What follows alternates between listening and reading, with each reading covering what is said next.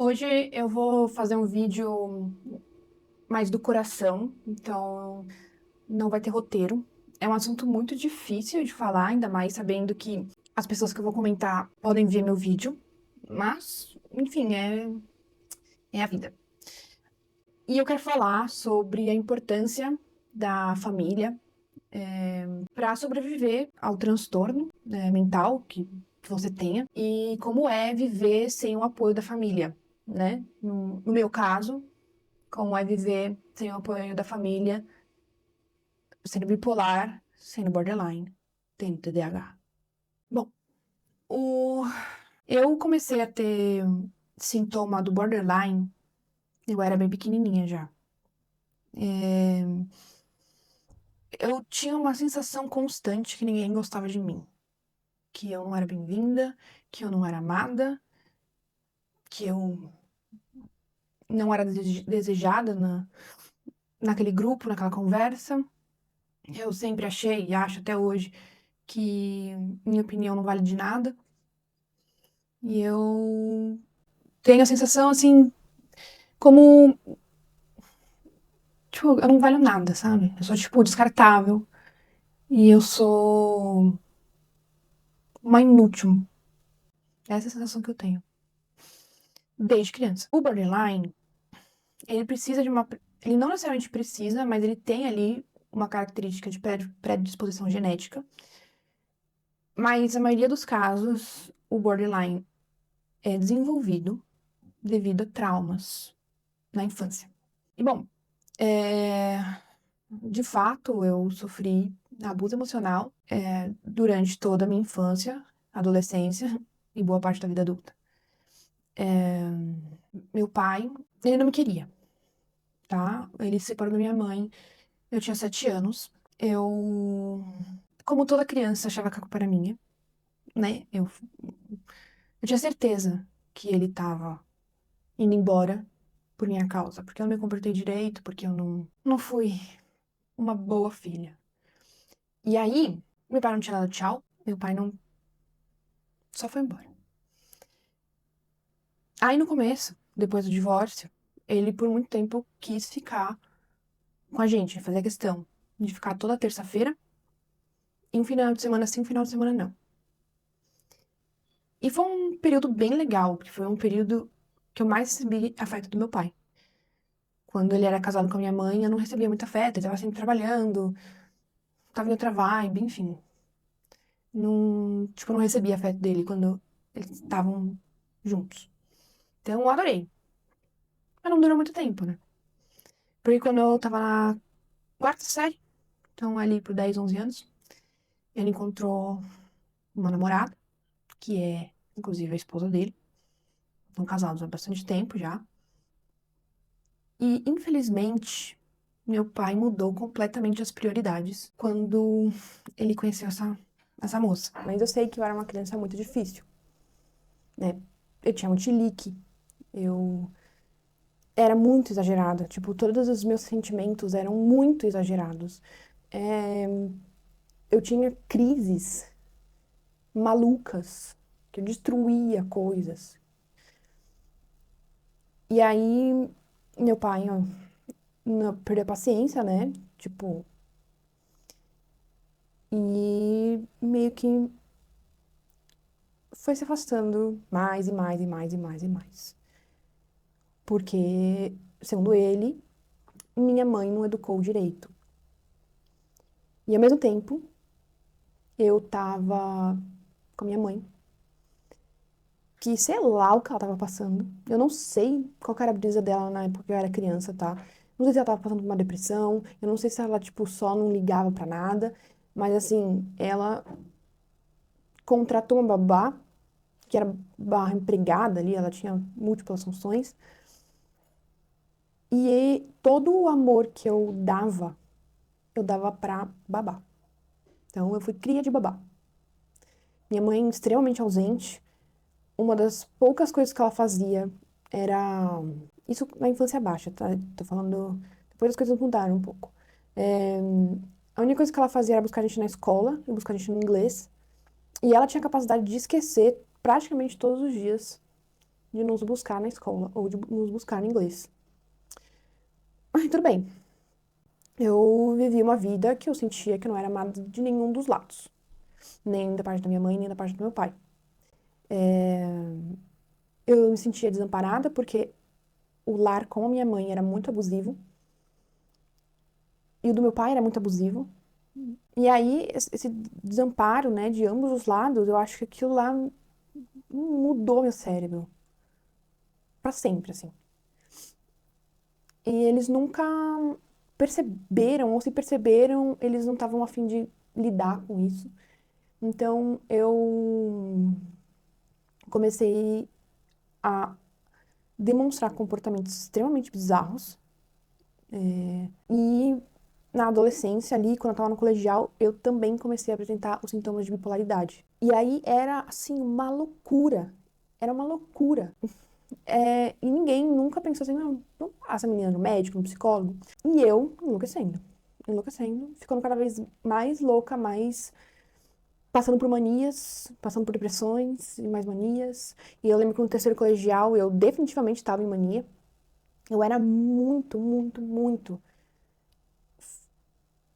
fora de contexto, assim. Tipo, meus amigos, eles gostavam de mim porque eles achavam que eu era engraçada, que eu era, tipo, louquinha, Mas, cara, não, eu só tava, tipo, completamente. Não, de fato, eu era louquinha, mas era uma doença, não era assim, tipo, minha personalidade, sabe? E, e aí, no mesmo ano, no terceiro ano, eu decidi que eu não queria mais falar com ninguém, então eu fiquei, tipo, isolada pelo menos um semestre, que eu só estudava. Eu ficava, tipo. Nossa, é assim. A primeira coisa que eu faço quando eu entro numa depressão é me afastar. Me afastar. Eu começo a me afastar de todo mundo. Porque eu não consigo aguentar o sofrimento, sabe? Tipo, as pessoas têm os sofrimentos dela, eu não consigo lidar. Eu não consigo lidar. Então, eu acabo me afastando muito. Eu fui na psiquiatra pela primeira vez, eu tinha uns 19 anos. Nossa, fui recebendo diagnóstico errado atrás de diagnóstico errado. Tratamentos que só me pioravam ao invés de me melhorar. E eu, em outubro de 2019, ali 2019, quando eu tinha 19 anos, foi em 2012, 2013. Então, em 2019, eu fui diagnosticada como bipolar. E aí, em 2025, que eu fui diagnosticada com borderline. TDAH, fui diagnosticada, eu não sei. Não, mas eu me desviei um pouquinho aqui, o que eu quero falar, né? Tipo, foi muito difícil pra mim passar todo esse perrengue sozinha. Eu não tive namorados que me apoiaram. A única pessoa que me apoiou é o meu marido, que eu conheci em 2019. É, As coisas só foram ficar um pouco melhor pra mim em 2019. E assim, foi muito difícil porque eu mudei com o meu marido, antes de casar, né, pra um apartamento em 2020. Antes disso, eu morava com a minha mãe. Então, e minha mãe, ela se recusava de todas as formas possíveis e imagináveis que eu tinha algum problema. E era muito difícil lidar com aquilo, principalmente quando entrei na faculdade. Assim, eu não consigo colocar em palavras o como foi difícil eu morar com a minha mãe durante esses anos. Eu era muito instável com ela, sabe? Ainda mais que eu não tava fazendo tratamento. O tratamento foi em 2019, como eu falei, né? Ele só iniciou a estabilização do humor, então eu tava maluca. Maluca, tendo depressão, mania. E aí o borderline junto com a variação de humor do borderline sendo muito mais instável que a variação de humor do bipolar, eu era um caos. Um tremendo caos. E é muito difícil, assim, pra mim, no geral, né? Que meu pai, por exemplo, ele só me dá atenção quando eu tô mal, né?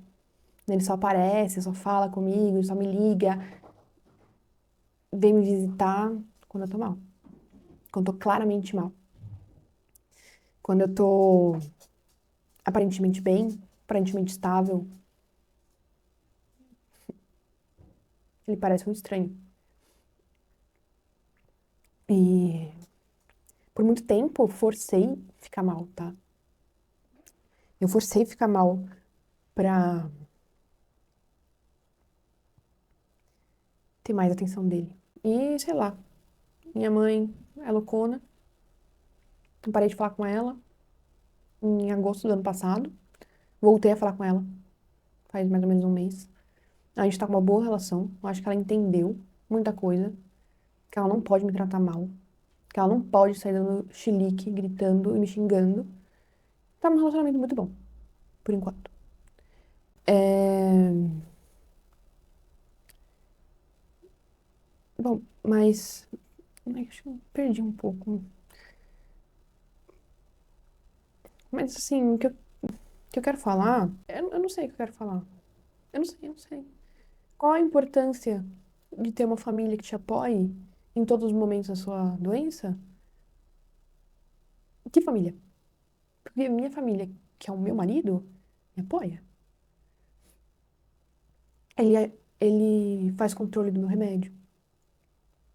Ele dá meu remédio na mão, todos os dias. Ele vê eu tomando. Porque bipolar, em alguns momentos, né, principalmente na mania, não toma remédio, né? Eles falam, tô bem, e não toma.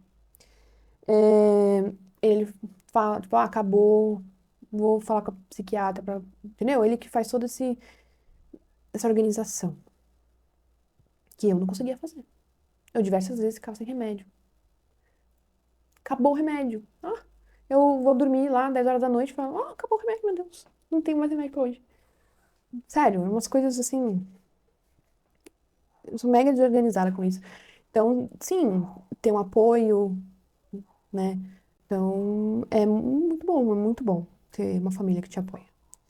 Uma família que, cara, tá prestando atenção em você, fala, você tá estranha, acho que tá entrando em mania, vamos falar com a médica, sabe? Que você tá numa crise. Quando eu digo crise, é uma crise. É tipo, sai gritando, é uma crise psicótica.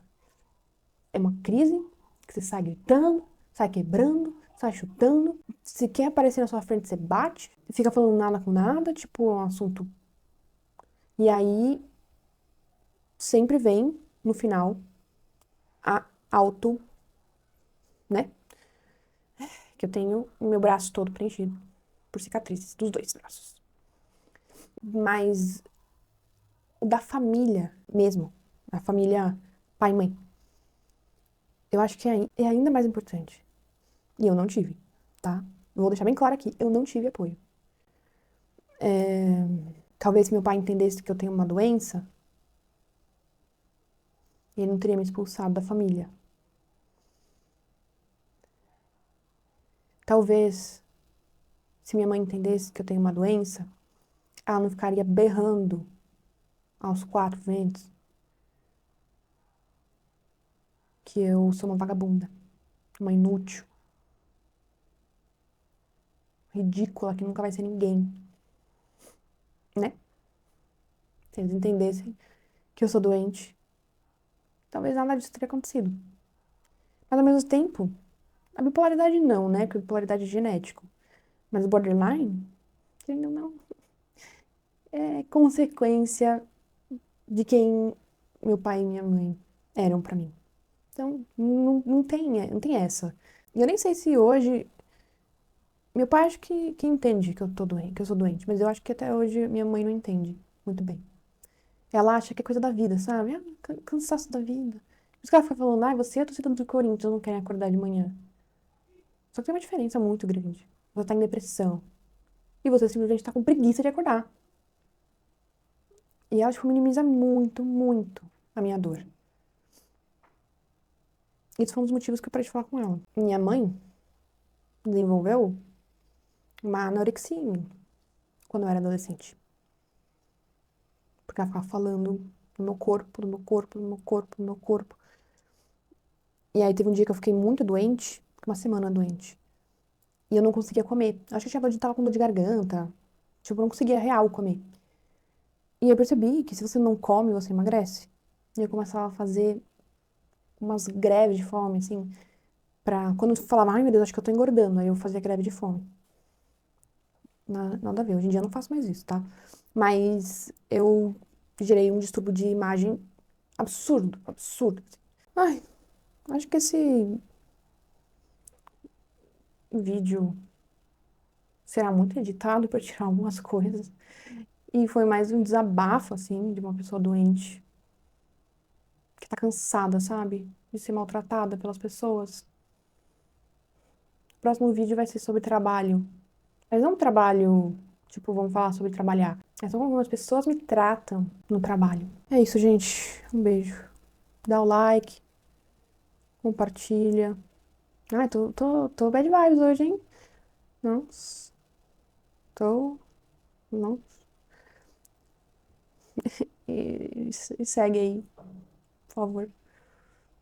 Ai, meu Deus, preciso tirar essa bad vibe de mim. Meu Deus do céu, não aguento mais. Que horror. Um beijo.